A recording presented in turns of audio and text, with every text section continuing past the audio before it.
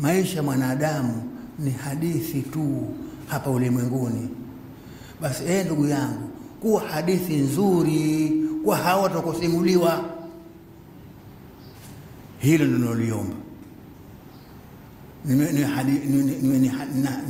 Ni hadithi nzuri kwa wale ambao watasimuliwa habari yangu. Mwanangu,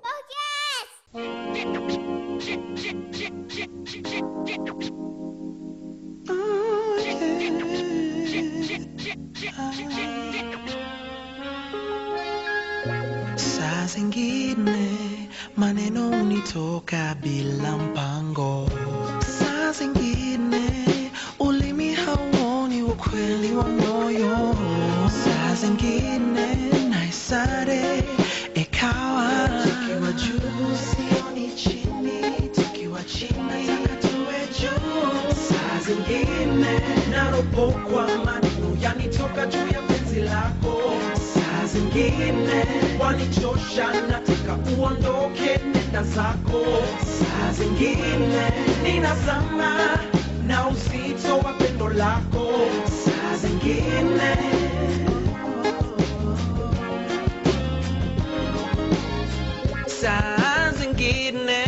kukosana ndio mwanzo wa kuelewana, saa zingine sauti yako tu ndio yanitoa machungu, na sio saa zote nakupa msamaha, tukiwa chini tuwe juu, saa zingine naropokwa maneno yanitoka juu ya penzi lako, saa zingine wanichosha nataka uondoke nenda zako, saa zingine ninazama na uzito wa pendo lako, saa zingine naropokwa maneno yanitoka juu ya penzi lako, saa zingine wanichosha nataka uondoke nenda zako, saa zingine ninazama na uzito wa pendo lako, saa zingine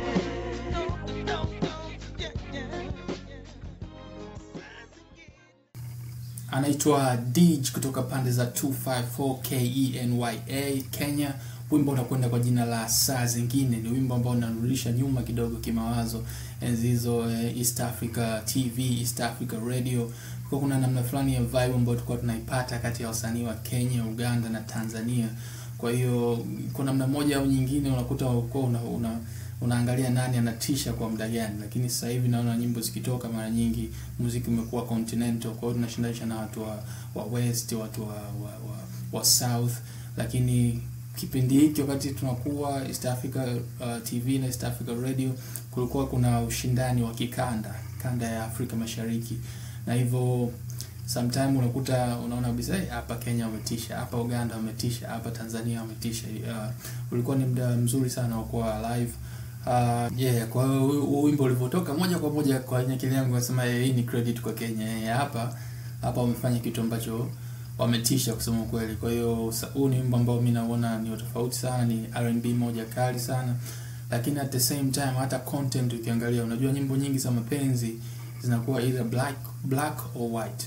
Yaani mara nyingi ukisikiliza, kwa sababu kuna upande wa watu ambao akiwa kwenye relationship wanasifia tu labda mtu alikuwa naye, the way anapoonekana au relationship yao ilivyoshibana na vitu kama hivyo, au kuna upande wa pili ambapo mtu ana diss kutokana na vitu alivyofanywa kwenye relationship, umeona, na vitu vingine. Nyimbo nyingine zina fall under fantasy, lakini kwa asilimia kubwa ni either black or white. Lakini saa zingine ni wimbo ambao umechanganya feelings zote mbili. Mtu yupo kwenye relationship lakini kuna saa ambazo ana feel kama anampenda sana huyo mtu kupitiliza, na kuna saa ana feel like huyo mtu bora tu aondoke. Na kama tunazungumzia hisia ghafi, kwa maana yani it's a raw feeling ambayo msanii anaweza aka-express kwenye wimbo, na sometimes unaweza kuhofia kwamba hata mtu aliyokuwa naye kwenye relationship kwamba alifikiriaje alipotoa wimbo, sababu it's like wewe ni kweli unalipenda au kuna muda na kuboa to the point kwamba umeamua kuandika wimbo. Kwa hiyo mimi simfahamu kiundani personal life ya Dij, lakini kila nikifikiria naona ni idea ambayo ina ukweli sana ndani yake, to the point ambayo inaweza kumletea hata shida mwenyewe kwenye relationship. I don't know. Karibuni sana katika Wanangu Podcast. Mimi ni host wako Good Luck Joseph aka Imani Joseph, formerly known as the Rap Addict. Wanangu Podcast, hii ni episode ya kwanza. Kama uko hapa kuanzia day 1, shout out to you mwanangu. Tuendelee kwenda pamoja. Mimi mwenyewe najifunza vitu kibao, bado ndio tumeanza kupika, tumeingia jikoni, kwa hiyo bear with me na imani tutafanya vitu vizuri huko mbele, au sio? Leo na story moja nataka kushare na wewe kuhusiana na to become a fan, kuhusiana na kuwa shabiki. Lakini kabla hajafika huko, kuna issue moja nataka tuzungumzie, ambayo ni issue ambayo tunaipitia kila siku kwenye maisha, na kutokana na maendeleo ya sayansi na teknolojia na tunavyoona wenzetu wanaishi, ni kitu ambacho tumekiadapt na sisi, either officially au hata kama sio officially, lakini ni kitu ambacho kimekuwa nisema maisha yetu sasa hivi. Nazungumzia tipping. Wewe ukienda kununua kitu sehemu au ukienda kupatia huduma fulani sehemu, je, unatoa tip? Let's say umeenda barber shop, umenyoa nywele nini, umemaliza na unatakiwa kulipa let's say 15,000, si ndio? Umetoa 15,000 yako fresh. Tip ni pale ambapo umeridhishwa na hiyo huduma, ukaamua kwenye ile 15,000 uongeze pale juu either 2,000, 3,000, 5,000, vyovyote unavyoona wewe ni sahihi, si ndio? Hiyo ndio tip, kwamba umeridhishwa na huduma, basi unatoa kiasi fulani pale juu ili yule ambaye amekupa hiyo huduma aweze kufaidika kutokana na kutoa kwake huduma vizuri. Na tip mara nyingi ina fall under category ya ukarimu, kwamba mtu umeamua kuonyesha ukarimu baada ya kufanywa kitu kizuri, ndio unatoa tip, si ndio? Kwa hiyo hicho ni kitu ambacho kipo, watu wanafanya. Au zile za keep change, unajua umenunua kitu fulani kina cost 15,000 lakini umetoa 20,000, unaambia mtu keep change, ni form ya tip, si ndio? Lakini mara nyingi inatokana na ukarimu, kwa kutaka yule mtu ambaye anakuhudumia hiyo huduma aweze naye kufaidika kwa namna moja au nyingine. Kwenye nchi kama Marekani ni utaratibu ambao upo, ambao umeanza miaka mingi. Officially wanasema miaka ya 60. Serikali ilikuwa inaruhusu waajiri kuweza kulipa minimum wages, kwa maana ya mishahara midogo, lakini hao wafanyakazi wao wana fursa ya kuweza kupokea tip kutoka kwa watu wanaowapatia huduma. Kwa hiyo mtu, ina maana sasa tip ilikuwa inatumika kama aina fulani ya marupurupu, unaweza kusema kwa lugha isiyo rasmi, kwamba mshahara unaopata ni mdogo, lakini kwa sababu watu wote wanatoa tip, basi hiyo tip itakusaidia wewe kwenye maisha yako ya kila siku. Hivyo ndo namna ninavyojua historically tip ilivyoanza. Lakini kwa sasa hivi, kwa mfano ilipofikia kwa Marekani, imekuwa kabisa ni form, yani kwamba ukienda kwa mfano labda sema kwenye coffee shop au popote pale, unaweza kukuta kuna amount kabisa ambayo inakuwa expected wewe kutoa, labda 15%, 15% ya kile ambacho unakilipia, basi unakuwa ni tip. Kwa kama umetoa shilingi 10,000, maana yake inabidi ulipe 11,500, yani plus ile tip, umeona, kwa ajili ya wale wafanyakazi. Kwa hiyo imekuwa form, imekuwa rasmi kwa namna moja au nyingine kwenye baadhi ya sekta. Lakini kwetu hapa nyumbani bado ni kitu ambacho mtu anatakiwa ufanye kutoka moyoni. Shida inapokuja ni kwamba, kwa experience yangu mimi nilivyo notice sasa hivi, kuna baadhi ya sehemu ukienda unakuta wale wafanyakazi ni kama wamezoea kupewa tip, au wanatengeneza mazingira ya kupewa tip to the point kwamba sometimes unakuta hata service ambayo umepewa, yani huduma ambayo umefanyiwa, sio ya kiwango hicho ambacho moyo wako umefunguka kiasi kwamba unataka utoe tip, si ndio? Yani haujaridhia, lakini mtu anakutengenezea mazingira mpaka wewe ya kuhisi kwamba hapa inabidi tu nitoe ili kuondoa lawama, yani wanaita guilt tipping. Yani kwa sababu you feel guilt, inabidi utoe hiyo tip ili mtu asije kukuona wewe ni cheap au namna gani. Umeona? Sasa ukiangalia namna tip ilivyoanza na maana yake na vitu kama hivyo, unagundua kabisa kwamba sio sahihi. Kwa sababu tip inatakiwa itoke moyoni kwamba nimefanywa huduma vizuri, basi nitatoa kiasi fulani kwa sababu nimeridhika, kwa sababu nimeridhia mimi mwenyewe. Sio kwa sababu unataka kuniweka katika mazingira ambayo labda nionekane niko cheap nisipotoa tip. Bwana. Kwa hiyo natamani nisikie experience yenu nyie pia kuhusu mambo ya tip. Je, mnatoa tip? Na kama mnatoa tip katika mazingira gani? Na je, mimi nakosea ninavyofikiria namna ambapo tip inatakiwa itolewe? Umeona kwamba inatakiwa niridhishwe kwanza na huduma, alafu ndo niweze kutoa. Je, ni lazima? Je, ni kitu ambacho labda serikali inatakiwa ikizingatie, especially kwa watu ambao labda wanapata mishahara midogo, tip iwe ni sehemu ya wao kuweza kupiga hatua kwenye maisha ya kila siku? Mawazo yako ni nini kuhusu tip? Nini ni experience yako? So kwa sababu tuna share hii Wanangu podcast kupitia Telegram, unaweza ukacomment pale tukaona experience yako ya kutip. Je, wewe unatoa tip? Yeah. Hebu fungukeni tuone namna gani watu mbalimbali walivyo experience hiki kitu cha kutoa tip. Au sio? Hicho ndio kitu ambacho nilikuwa nataka tuzungumzie, kwa sababu naona ni kitu ambacho kinakuja, kitu ambacho kipo, to be honest, lakini naona kama kinapelekewa sehemu ya kuwa kama kuna ulazima hivi. Yaani kama usipotoa unaanza kujifeel guilty mwenyewe kwamba huyu dada atanonaje. And especially wanawake ndo wanapenda kutrigger sisi kwenda kwenye huo mwelekeo wa kujishtukia. Kwa sababu mwana unaweza kumkazia tu kwamba hey, fresh mwanangu, nishalipa hiyo hapo, hey, fresh. Lakini when it comes to women ndo hapo kidogo unaona tunafanyaje hapo. Kwa hiyo yeah, hebu tuende na nyie experience yenu, alafu maybe next episode tutaangalia na maoni ya watu wanasemaje, au sio? Kwa hiyo hicho ndio kitu ambacho nataka kuzungumzia, lakini kuna story kama nilivyokuambia nataka kushare na wewe kuhusiana na to become a fan, yani kuwa shabiki wa mtu fulani au wa kitu fulani. Unajua mara nyingi unakuwa kuna process ya mtu kuwa shabiki, si ndio? Yani unasikia labda kazi ya kwanza ya msanii unasema okay, yupo. Unasikia kazi ya pili unasema okay, huyu jamaa yuko vizuri, si ndio? Unasikia kazi ya tatu unaona sasa hii ya tatu hii hapa ndo kaua kabisa huyu jamaa, mimi namshabikia, si ndio? Mara nyingi inakuwa hivyo, it takes some time. Lakini kuna story ambayo nataka nikusimulie, nataka uone jinsi gani mimi binafsi nilivyokuwa shabiki wa msanii fulani on spot.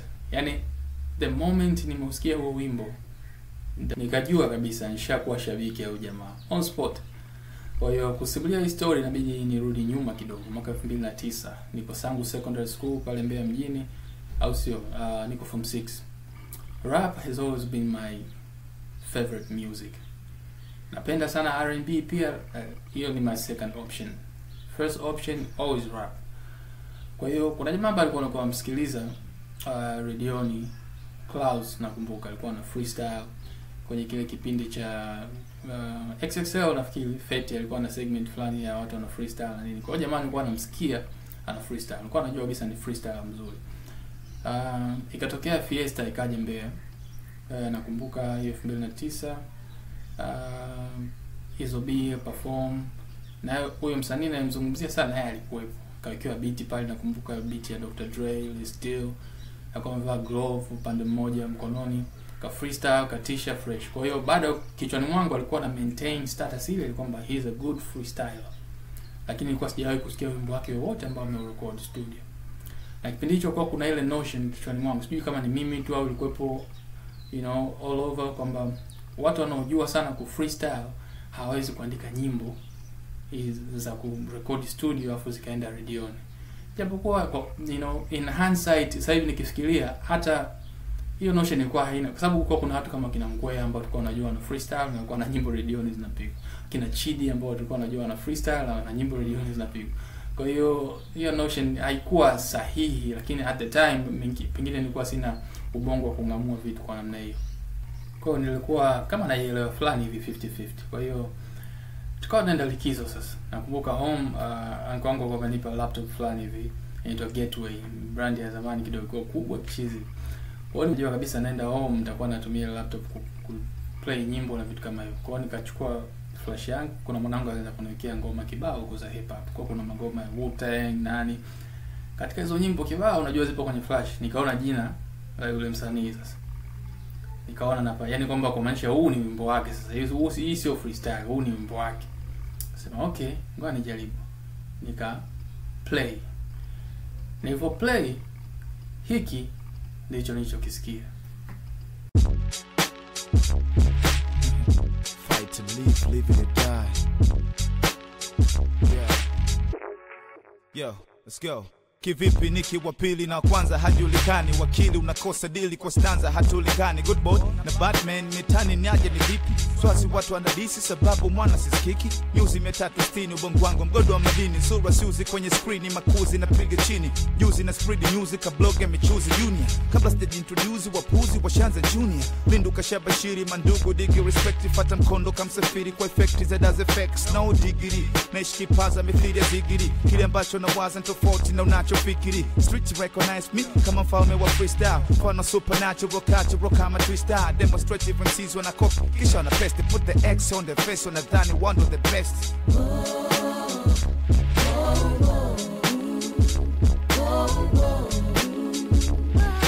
Bado changamoto za mapunch kwenye lines.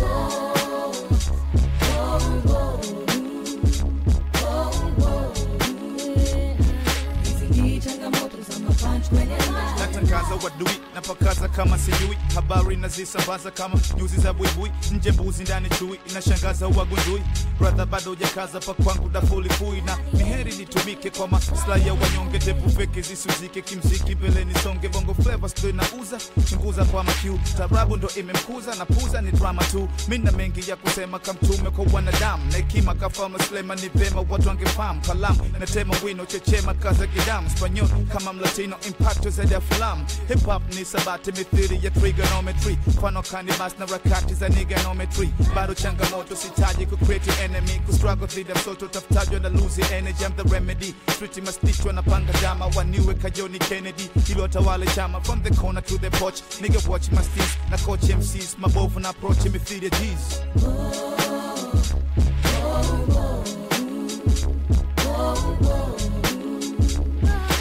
Bado changamoto za mapunch kwenye lines.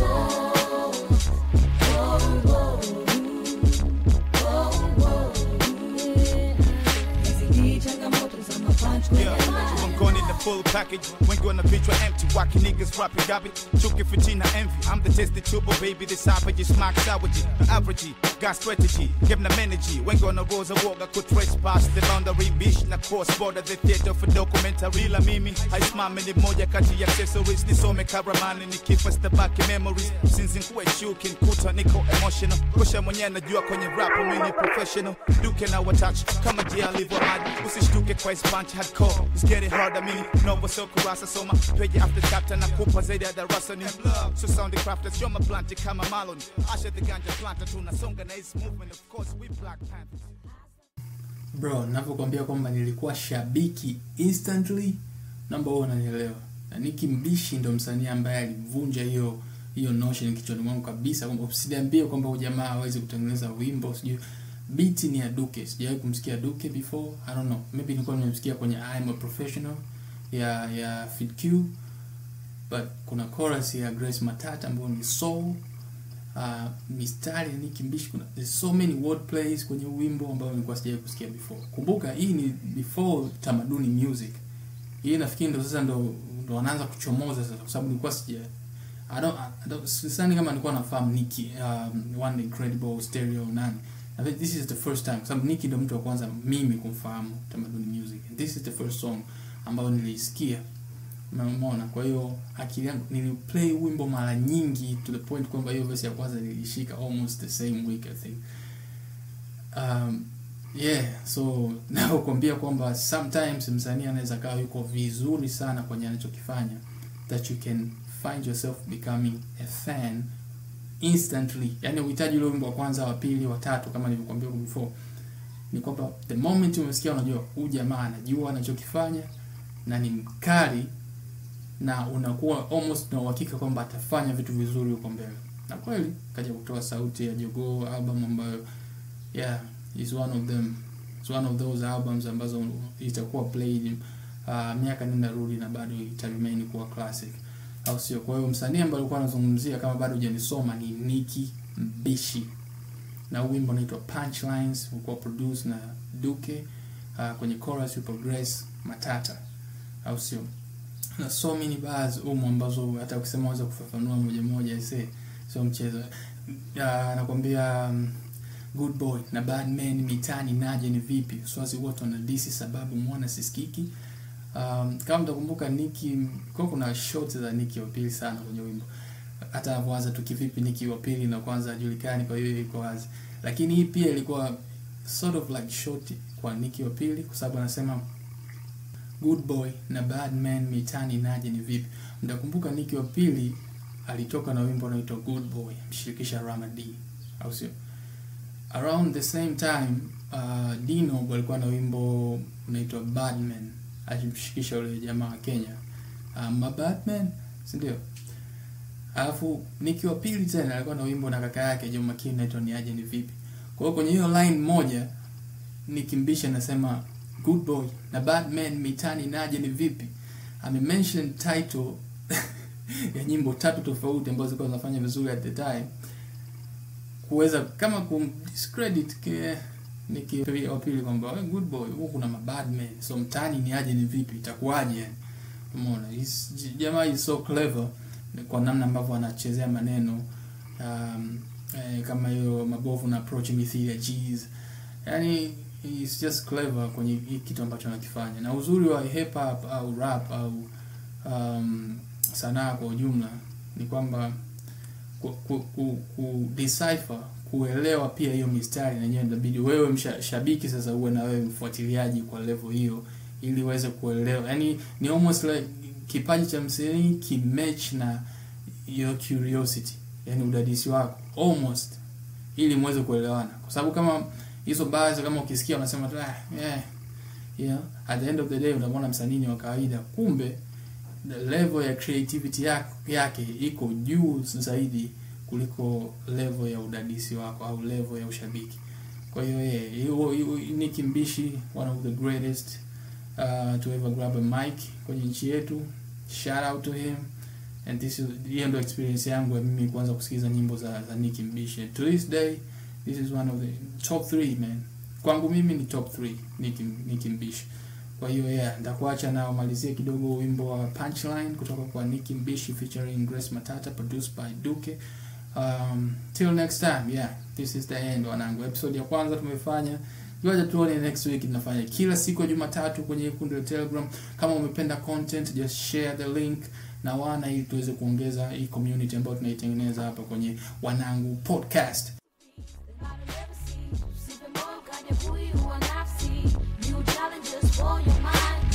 Changamoto za mapancho kwenye live.